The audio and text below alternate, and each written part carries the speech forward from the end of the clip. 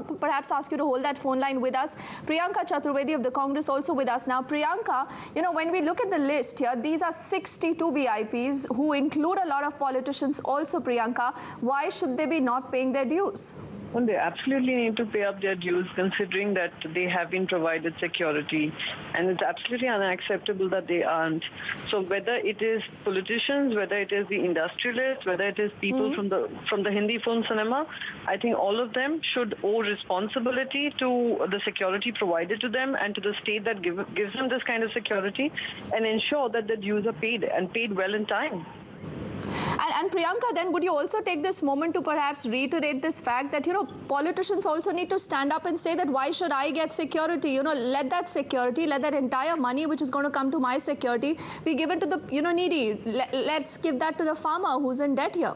No, we need to understand a couple of things. Security at times is provided to people on basis of, the threat perception that exists. It could be an industrialist, it could be someone from the Hindi film cinema, like I said, or it could be a politician.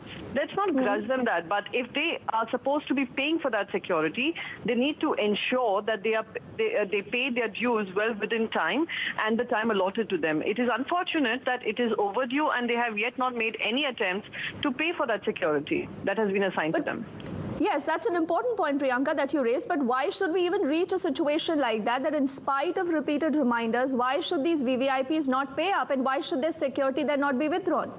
Absolutely. If they do not pay up on a particular stipulated time, it is for the prerogative of the state government to ensure something like this is done. The Home Ministry comes under the Chief Minister right now, and he has made this statement in the Assembly.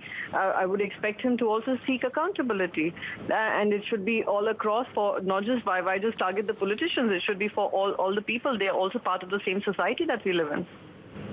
Yes, absolutely, Priyanka. No grudges to that, and yes, security needs to be gotten with the kind of threat perception. But Priyanka, what is perhaps a bigger challenge to deal with, debts, to deal with the farmers, to deal with a crisis that, the state is actually looking at, or to in fact go after these VVIPs, give them repeated reminders.